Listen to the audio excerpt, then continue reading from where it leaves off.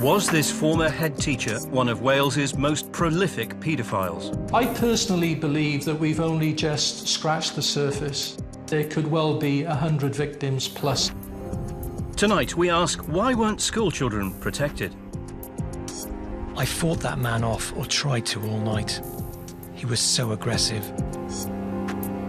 We expose failings in the system, which should have brought him to justice sooner.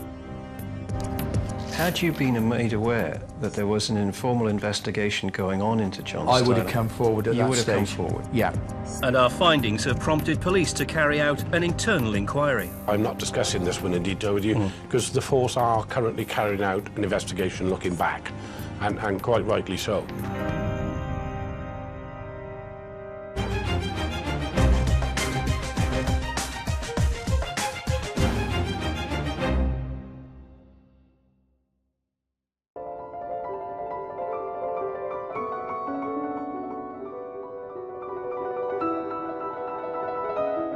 A talented pianist, John Styler was well known in his home city of Newport. As a performer, his name on the billing was guaranteed to pull in an audience. Outside the theatre, he had a long career as a teacher. He was the youngest head appointed in the area in his day. But some former pupils have told us that John Styler had a dark side. He was a serial paedophile. If you weren't a young lad and you weren't one of his special ones, he was a wonderful person. If you were a young lad and you were one of his special ones, it was a totally different story. He had become known to my parents and trusted as a friend of the family. My father was on shift work, and John Styler would take me home from school and help cook my tea for me, and then abused me in the house. The allegations go back decades. Some of the schools where it's alleged to have happened have closed. Staff have moved on. But today, men in their 40s, 50s and 60s have told us a shocking tale of abuse. The allegations we've heard raise serious questions about how complaints against John Styler were handled by the council and the police. He killed himself before they could be tested in court. But if true, could he have been stopped sooner? And was an opportunity missed to bring him to justice years before he was arrested? If so, how many other cases of historical abuse have fallen through the net? Suspicion about the extent of Styler's abuse surfaced when a man decided to break a lifetime of silence by walking into a solicitor's office in Newport earlier this year. Client came in through the door and said that he'd been abused in the 70s. So when we sat down and went through things and he explained the grotesque acts that had happened to him, I realised then that it was something very serious. His client decided to sue the Education Authority, Newport City Council, over the abuse he says he suffered while at school. He agreed to speak directly to us. For legal reasons, we've changed his identity and voice and given him a different name, as we have with others in this programme. Tell me about Mr. Styler. John Styler started at the school early 70s. He was a very young, charismatic individual, very articulate, immaculate, and immediately decided he wanted to implement the music ethos to the school. And we kind of initially engaged with that in terms of him deciding to start up a choir. John Styler's charisma and his enthusiasm for school musicals impressed pupils, staff and parents. But Tony says his popularity masked sinister intentions. The real initial grooming process started by an invite from John Styler by selecting boys, and only boys, I would like to emphasise, because girls weren't asked to go in, for a reading with him in his office, in his study. And then out of the blue, literally, he started rubbing my leg and then becoming more forceful, I would say, in terms of undoing my trousers and commencing to masturbate me. But it didn't stop there, because he expected the same back, and he forced me to do the same. Tony's younger brother, Andy, now a retired police officer, was also singled out as a 9-year-old child by Styler for special reading lessons. If you came into the office, all you would see is a young person reading. Very, very calculated, the way it was all positioned and ready, if you like. As I began to read, all of a sudden, his hand would go on my fly, and he'd pull my fly down and put his hand onto my penis and just fondled me. So you were reading at the same time that he was fondling you? Absolutely. Absolutely. I mean, looking back, that must be surreal. Do you know, as an 8-year-old, what would you think, like?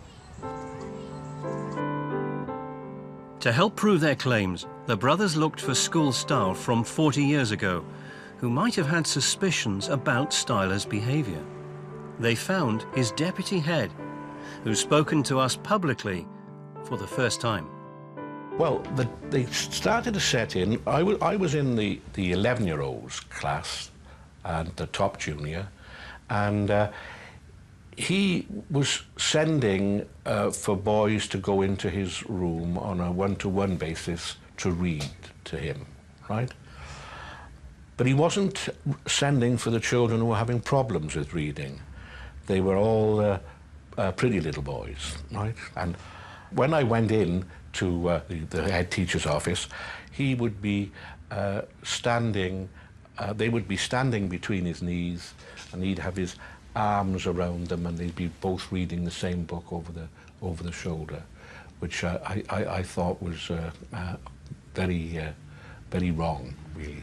I mentioned it to him. I thought that he was being very silly, and the only reaction was that he put a light outside his office, do not disturb, and he put a Venetian blind up so that nobody could look into the head teacher's office.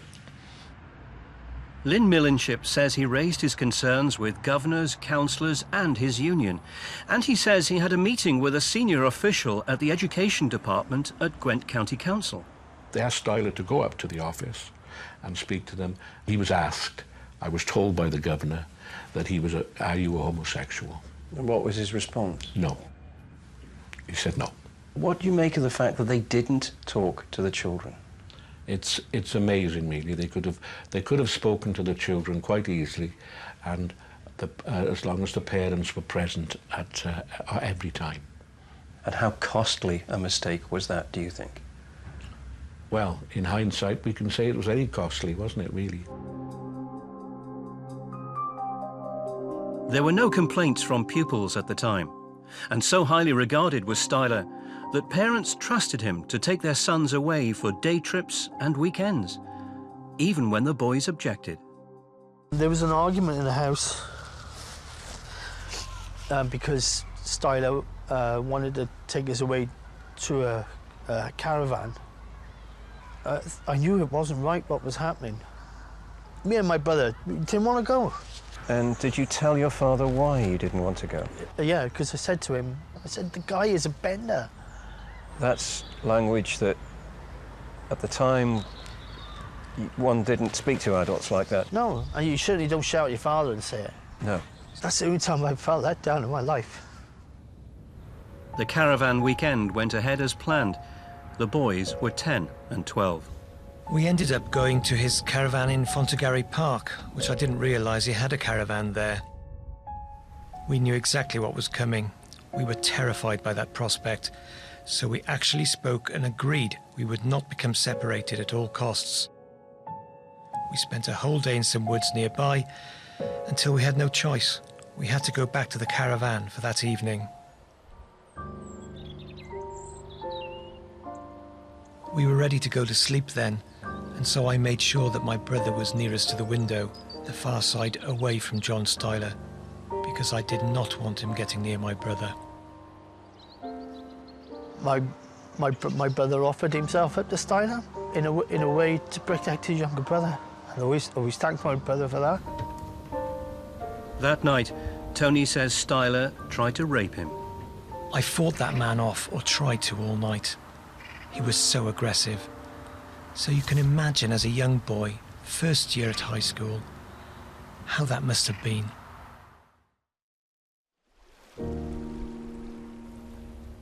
After years of abuse, they say, That was the last time.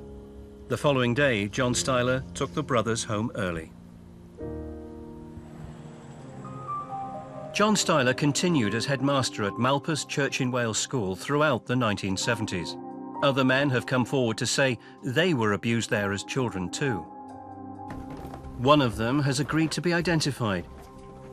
He says he was also abused in the one-to-one reading sessions when he was 10 years old. And this went on during piano lessons arranged by Styler at the teacher's house after he'd moved up into secondary school. For the last half hour, I'd sit on the settee with him next to me. He'd put a lap table over me, and then that would be the theory of music part, which involved me being taught the theory of music while he would open my trousers and then start fondling me. When Jeff took up rugby, the piano lessons stopped, but Styler's attentions did not. He'd be in contact with my parents and say, oh, I'd like to take Jeff off for the day. And we'd go down to his flat in Barry. And while we were there, it would carry on there. Did you ever try to reach out to anyone for support? Did you tell your parents? No, because I didn't know I didn't believe that anybody would believe me. His accusers say Styler was grooming parents as well as the children, convincing them he was trustworthy. None went to the authorities at the time. But what did his employer, Gwent Education Department, know or suspect? One of the governors had said to me that John Styler was applying for headships in bigger schools within Gwent, but he wasn't going to get anywhere, right? And they were shortlisting him because some of the governors wanted to see him. They didn't know, or they'd never met him, and but he wasn't going to get a promotion. And I had the feeling that someone within the county had said this to John Styler, and he then started to apply out of county. Whatever the reasons, John Styler was never given another school in Newport, and he continued his career across the border.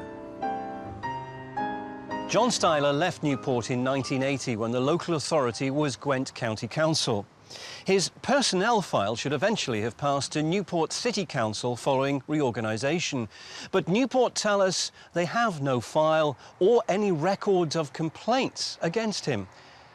They say these might have been destroyed in 1996 or 2011. That's an issue for those representing claimants today, and they say the council should be working with them to get to the truth. No one's pretending it's going to be easy to find out what was happening day to day 30 years ago. But it's not beyond the wit of man in 2015 to do that. There's clearly a determination not to engage in these cases. And that is the most disappointing thing, I personally believe. If compensation claims flow from it, they flow from it. But if they don't, they don't. But why is there such a reluctance to look into the actions of this man, to look into what was going on in the schools at that time? Why is there such a reluctance to do that?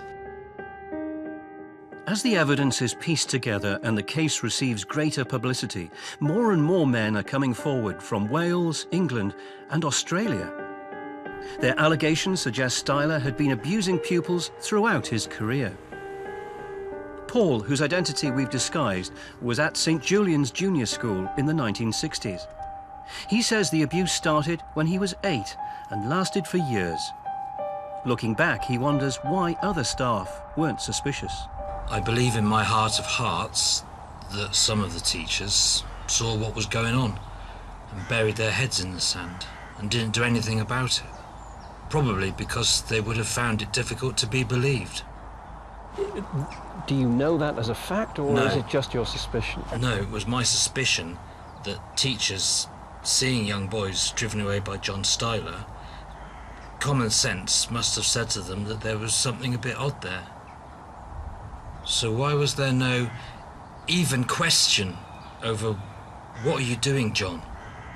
Like the others, he says Styler befriended his parents, and they didn't doubt him. You told your father about it? I tried to. You tried to. Did you Do you remember what you said to your father or how you phrased it? Not exactly, but it was along the lines of, Dad, John Styler and myself have been touching each other. And Dad went, no, and was off. I was shocked. Dad ran away, in effect. I couldn't turn to my mum, or I didn't want to, and I thought, right, it must be something I'm doing wrong. More than a dozen of Styler's former pupils have contacted the lawyers with claims of abuse spanning a 25-year period. These boys, you know, all men now, with one exception, don't know each other, and yet every story, all the modus operandi for Styler is exactly the same.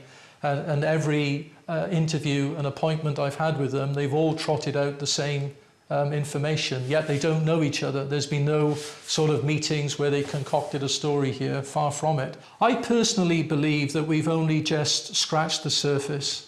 I believe that there could well be 100 victims plus here, yes.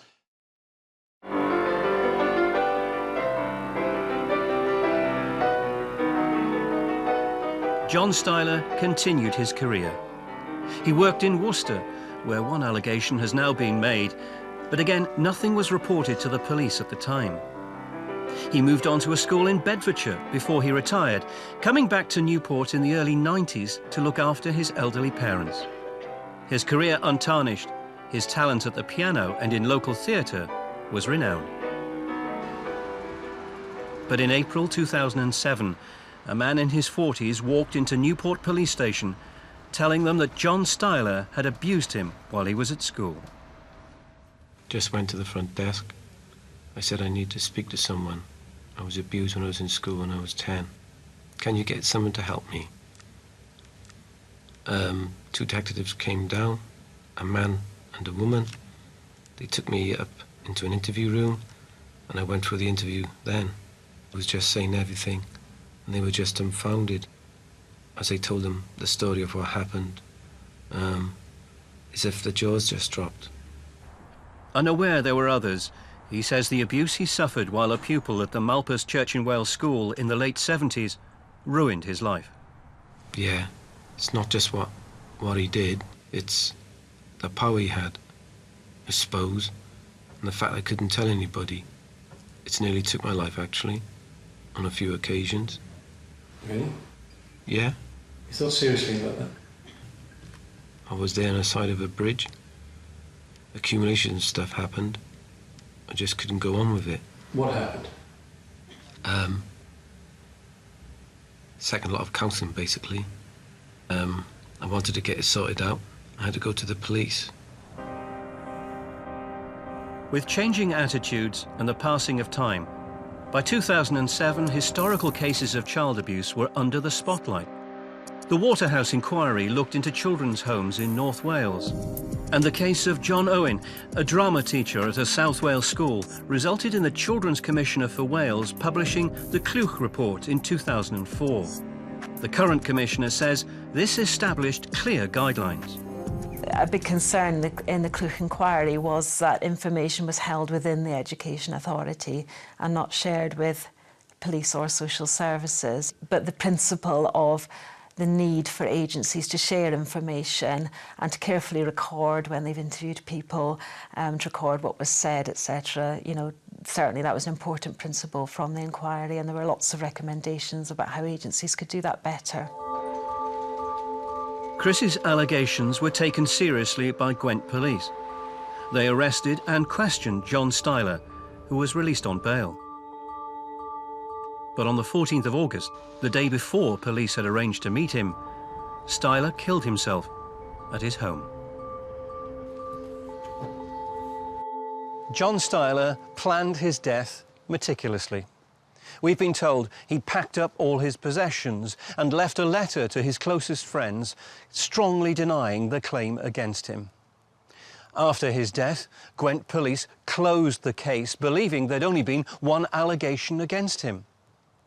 But we've discovered that 2 years earlier, they'd been made aware of another allegation against John Styler. That was made by Tony, not his real name. He'd happened to drive down the street where John Styler had returned to live and saw it was near a school. He says the memories came flooding back. It really, really upset me to think that an absolute monster like himself was on the doorstep of all those young children. I felt so worried for those kids. I felt compelled to do something about it.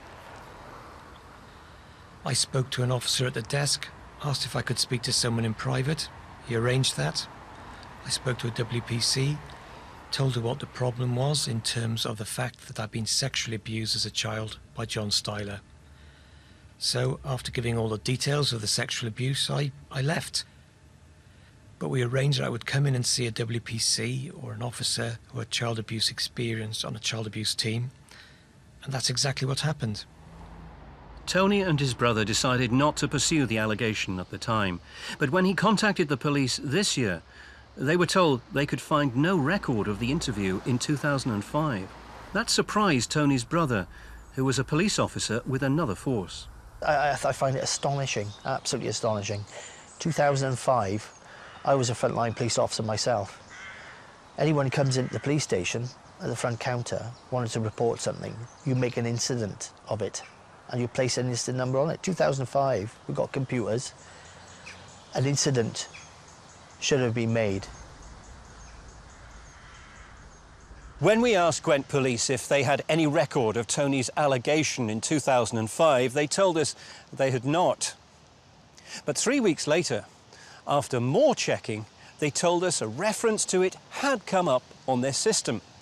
But crucially, though, it appears there'd been no link made between that allegation and the claim that led to John Styler's arrest in 2007.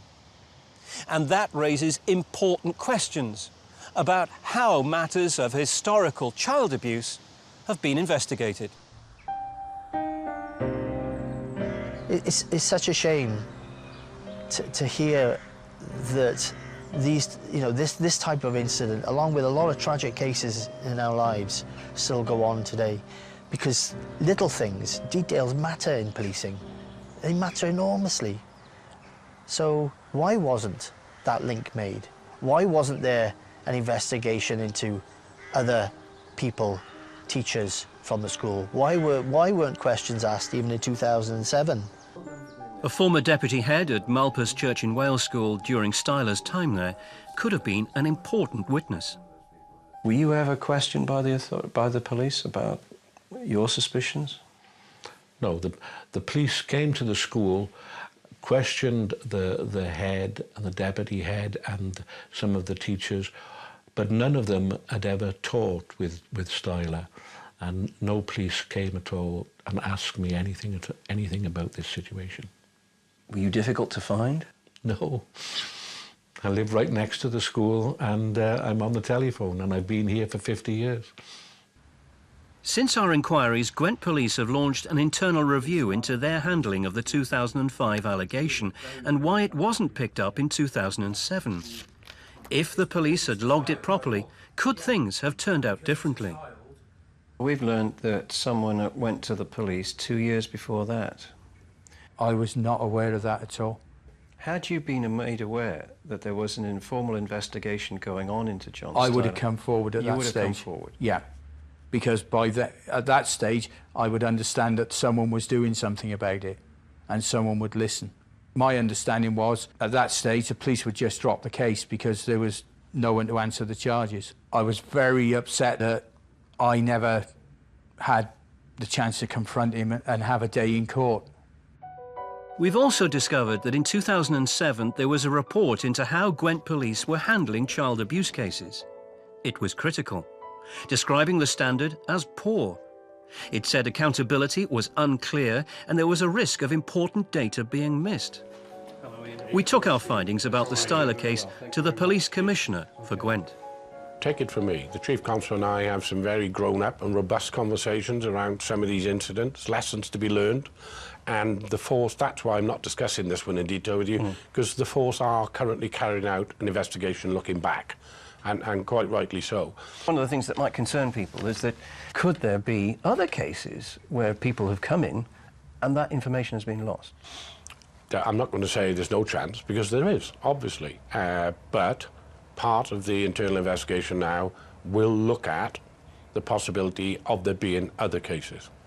On times, officers get it wrong. And there have been times when they've got it wrong. I'm not saying this particular case, but there have been cases, and then you've got to sit down and put processes and procedures in place to make sure it doesn't happen again. But we've recently been the subject of another inspection by Her Majesty's Inspector of Constabulary around vulnerability, and the Gwent Police Force has come out of that very well. Newport City Council also has questions to answer. Any police investigation into allegations of child abuse should involve contact with social services, and that needs to be logged. But Newport have told us they have no record of any such contact in either 2005 or 2007. And they've declined to be interviewed for this programme because they're now facing a legal claim. The Children's Commissioner feels the way the whole John Styler case was handled should now be looked at further. This case fits for me exactly within the Goddard inquiry. That's a general inquiry into historic sexual abuse claims for the whole of England and Wales. Its whole intention is to look at where institutions and organisations may have let down children. Would you, as a Children's Commissioner for Wales, want to bring it to her attention? I would be absolutely supportive of any of the victims who wish to refer the case forward, and my office would be prepared to support them in doing that. Disclosing abuse from so long ago has been painful, not just for the men, but for fathers and mothers who for decades had no idea. And then it came out, and she was ever so horrified that she'd let him into her home and that I'd been abused. She must have been speechless, I would imagine. More than horrified.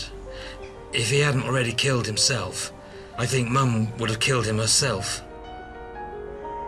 Now the boys who say no one listened are determined their story will be heard.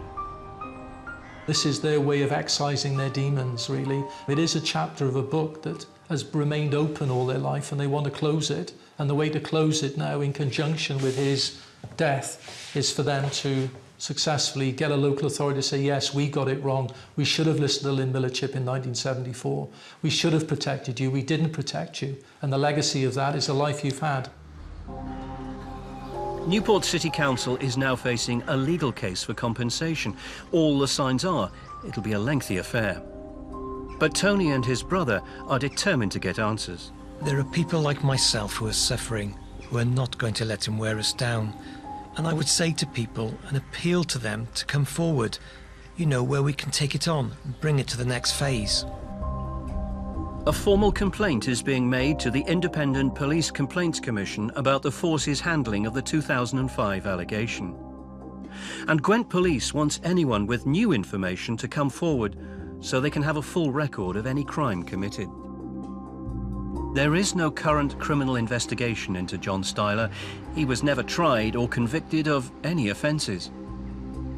But his accusers say that for them, there's no doubt about what lay behind the musician's mask. He should have had an Oscar for his performance over a lifetime. But believe me, behind that facade was the man we all know now was a paedophile. Yes, it happened to me 40 years ago, but it could be happening to a child in their street today. And unless people become aware of it and are willing to speak out, and unless those children have the confidence to come forward, nothing is ever going to change.